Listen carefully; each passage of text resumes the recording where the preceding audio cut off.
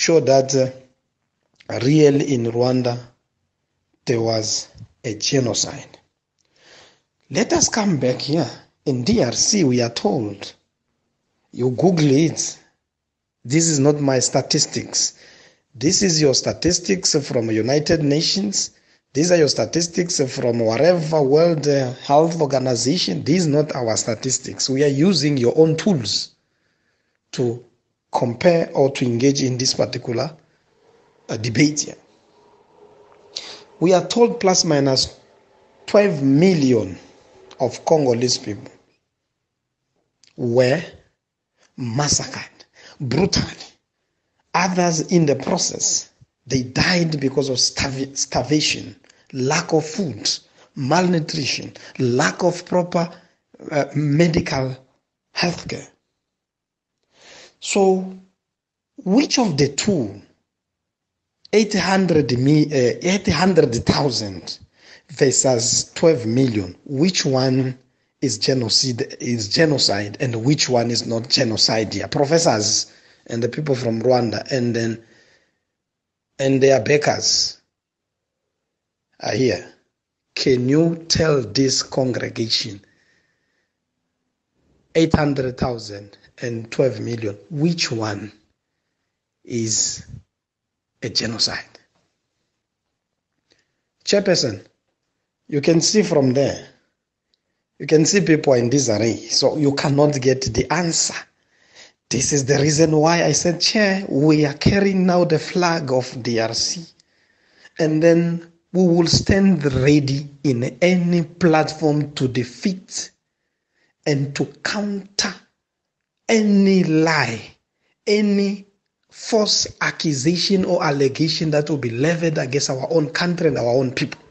I'm not here to speak on behalf of the state, because the state of Congo, it has been captured by the same forces, by the same people who are talking here. And this is the reason why we have a type of state that has failed dismally to maintain social stability in the country. We have a looting state machine. So you can see our friend here. They will never give us the answer. Which one is genocide? It's like a chairperson here. We want to change the new rules of mathematics. The big number, it becomes a small number. And the small number, it becomes a big number. So professors, they will have to explain to this congregation 800,000 versus 12 million. And our people, they are still dying today in Bunya, in Ituri, in Butembo. They are trying by all means. Who is behind this? We understand the enemies. The imperialist forces, some of them are sitting here. I am not apologetic today, Chairperson. You'll forgive me. The first session I was more emotional because I tried to counter, a false information that was provided here. Today, the presence of Rwanda soldiers on a Congolese soil, they're there. The minority grouping that this comrade from Rwanda was trying to anyway, by the way, is nowhere to be found. He must come back and listen to this and take the message back home. The small minority group that is saying that the Congolese people, they want to massacre them, they want to finish the whole ethnic group. They are supported by the Rwandese army. Because the agenda, Chair, since 1884 up until today, the enemy is still the same, but it's changing the stakeholders, changing peoples, the managers who are managing the affairs of the oppressor in our DRC Congo. Today, Rwanda, Uganda, and other countries, but these are the countries that we have faced them face to face. We know them very well. Today, the so-called Banyamulenge that was trying to protect here and to advance the agenda, these people are used.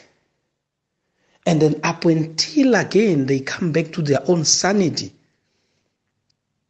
But for now, our people, to be honest with you, Chair, with the atrocities that we went through, if these people are not behaving, they will face the consequences.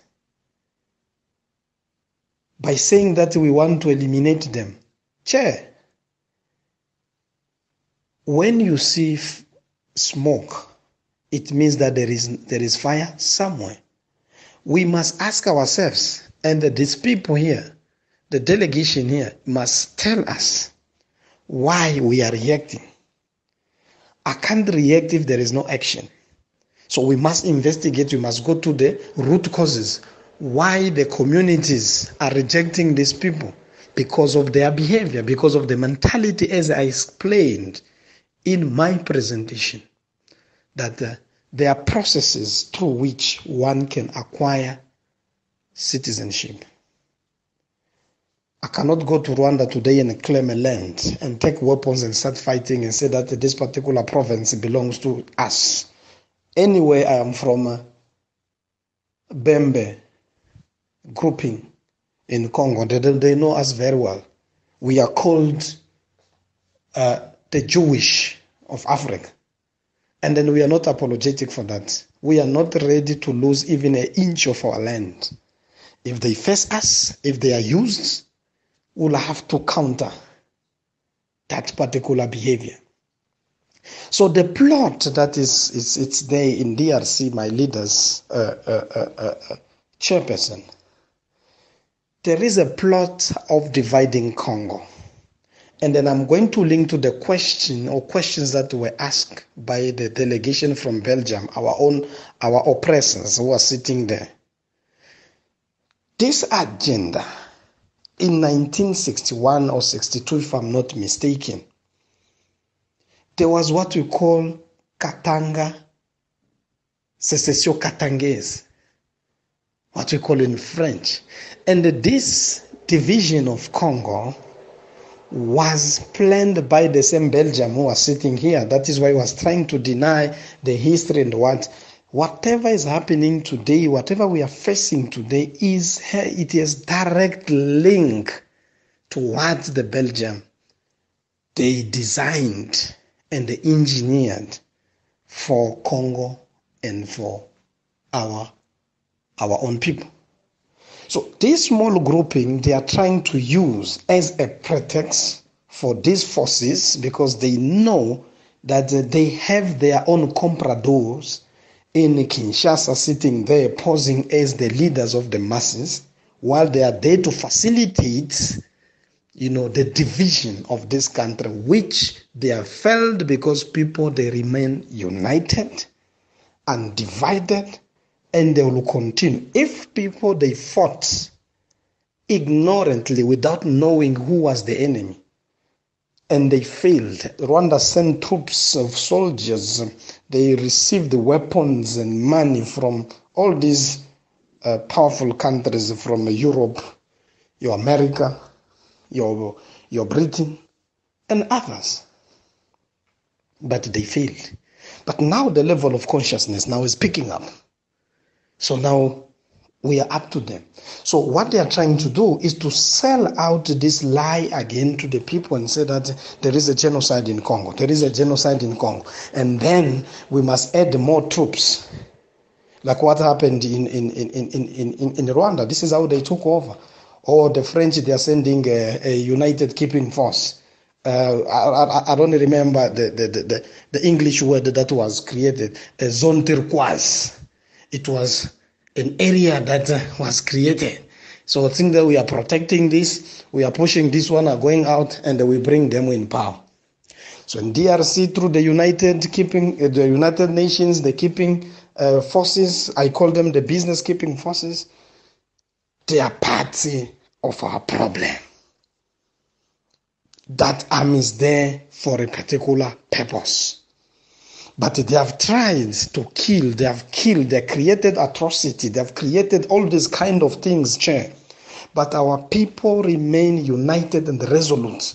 People are saying no to the division of Congo. Though we have our own problem among ourselves, but the moment you mention the division of Congo, those who are in the north of Congo, those who are in the east, those who are in the west, those who are in the central part of Congo, they always stand together and they rebuke and defend our land. So this is the conspiracy here. So the problem, I can see the delegation is nowhere to be found here. They must come back. So the protocol must then bring back here, and then they must take the message back to whoever sent them. Because the problem that we are facing, Chair, the same forces of imperialists, they provide platform for our own brothers, our friends, who they have availed themselves to be manipulated, to be used by these forces to come and kill their own brothers, because without knowing that the same imperialist forces, one day, they are going to take them to jail. They are going to take them to this so polluted and highly politicized International Criminal Court, the so-called ICC. They will go there. The day will come when the balance of force will come. You will see what is going to happen. So that is the plot. Dividing Congo. They tried. So they were given these platforms. The media, they propagate the genocide, they kill people, 800,000. But in DRC, there are millions of people. Even these 12 million, it is an estimation. Maybe it's beyond that. But we were never given a platform to speak our story. Why? Because they control the information. They control the media. And those Congolese who are given platform like this are those who are used again to divide the same masses, to bring more division, tribalism. But now we have understood the enemy and who the enemy uses to destabilize us. So that is why these brothers now, you can see now, they can't speak, Chair. You can see now, I was telling you the superior logic will prevail today, because these people that have taken opportunity for so very long time, they have taken chances, to propagate lies to the world that, what is happening in Congo's genocide, they want to kill. No, there's no genocide. There is no genocide. So, Chair, to answer to this question, Congo, there is no genocide, and there will be no genocide. But we are provoked. If we are pushed over, we will be left with no option but to react. And this is what you are seeing in Congo. We can no longer accept people to come and point fingers in our eyes anymore. A Congolese, a 1980 Congolese, is not a 2000 Congolese, is not a 2010 Congolese, and is not a 2019. And the Congolese that will come tomorrow, 2020, will be totally different. Now we understand the struggle through class analysis. We understood our historical materialism, which the Belgium here, they are trying to distort the history, which we are not going to give you that opportunity to come here and speak what you do not know. I was in Congo. I lived in Congo. I saw the material condition of the people. The division of Congo is failing through military action. So now you are introducing the second phase, the phase of biological weapon, which is what? Ebola. We understand this agenda, but we will conscientize our people. Our people, they will understand that we are under attack and the hole is open. So they must be prepared in advance so that they can counter anything that will come and take our land away. So, Comrade Chair, you can see that the delegation that was busy talking about this thing, it was a propaganda. And all the propagandists, you can see some of them who left behind. You can come back to them and you ask them a very simple question. 1 and 2, which one is the bigger number? If they tell you 2, these people, they need help. We need to help them. They must come back to this real life. 800,000 and 12 million, which number is bigger? So therefore, we reject without doubt that particular narrative that these guys, they were pushing here. The Belgium here, they are talking about the history, corruption in DRC. Yes, I agree with you with corruption. But let us be very logical here.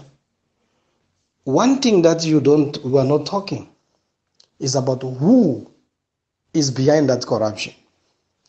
For me to be called a corrupt person, there must be an incentive. There must be an invisible hand. I have nothing. I don't have money. I don't have resources. If today somebody called me I am corrupt, I'm involved in corrupt activities, who is behind? What is that invisible end? Yes, we understand that the leadership in the country, it's very problematic, but it has got a genesis. It has got the beginning. So what is happening? The states, I go back again, I asked a question. If all of us, we can answer, but specifically, this delegation from Belgium, who killed Lumumba? And why was he killed? And who stood to gain? Those are the critical questions that these comrades here, they are not going to answer. We can even give them 6 hours. They will try to come with manipulating. We cannot give you a chance anymore to manipulate. You'll manipulate where you meet with Congolese who are ignorant, those who are going to worship you, those who are going to submit to your own dictate. Because now we are tired, we've been pushed to the corner. You have compromised and sacrificed the future of millions of our people. So we can no longer continue to keep silence. You create a base, an economic system that is based on looting, and then you influence a type of state that you want to see. That is why you kill Lumumba. That's why you kill Kabila. Because you need a state that is a looting machine state. A state that will submit to the dictate of the Western powers. You have succeeded to sponsor the same state to destroy the civil society. That is why today our country is in shambles. So you cannot come here and teach us this leadership, whatever and what. Leadership is there. There are people who are able to lead, but the system that you created, go back to the era of Mobutu. Mobutu was given millions militarily. This man was well armed. If you try to come up and challenge him, you disappear overnight. Who gave Mobutu all this power? The same people are sitting here. They had an agenda. And currently they still have an agenda. And the agenda, what I will repeat, I will continue to repeat, is the division of Congo into countries. So that is the project, is a project. And the Rwanda, and the Uganda, Burundi, and all these other countries that they are working undercover, they are trying to help the masters from the West to fulfill that Balkanization of Congo, which people now are saying we cannot be divided. For example, look at myself. My family is everywhere in DRC. You divide us. Where would I belong? And where will they belong? You can't divide us. We are one people. So these are the issues that this comrade, they were supposed to take into consideration. The leadership crisis, we understand, and who decide on that particular leadership. Anyway, Chair, one of my comrades, it is an information that has to be verified. He was telling me about what is happening in Côte d'Ivoire. During election, France has 20% stake in the government to decide how many ministers will go there. You can see that the imperialists, they are still leading us. This is the neo-colonialism. But these people, they are denying. They are there, remote control, using this Rwanda of theirs, roasting all these countries, go and destabilize DRC, put all this parasitic leadership to lead us, and then trying to create some sort of an image as the messiahs. They are not messiahs. And that is why I said, Chair, in my presentation, though I was diverted with the anger, but let me respond these comrades here to tell them that Congo, there is no problem that has no solution. But we appreciate it today because we know who is the enemy and who the enemy is using to destabilize our country. But what I want to assure these people here, a day will come where we are going to rewrite our own history. We will restore the dignity of our people. We will recover. And our economy will be greater. We will emerge stronger than ever before. Though we are going through these challenges, it was very difficult for us to better understand who was behind all this conspiracy. So now we better understand who is the enemy. Chairperson, in conclusion, to finish, though I talk too much, because I have to respond to the people who came with the agenda of the enemies, trying to manipulate the honorable people who are here. They can't do that. It cannot happen. This is a new Congo. This is a new generation. When you go to Belgium, speak that there is the new lions that are born every day. When you go to Rwanda, wherever you go, with the agenda of the enemy, tell them, you can kill us, but you'll never finish us. We will continue the struggle. We will continue to fight up until our country is totally liberated. So we will fight with the last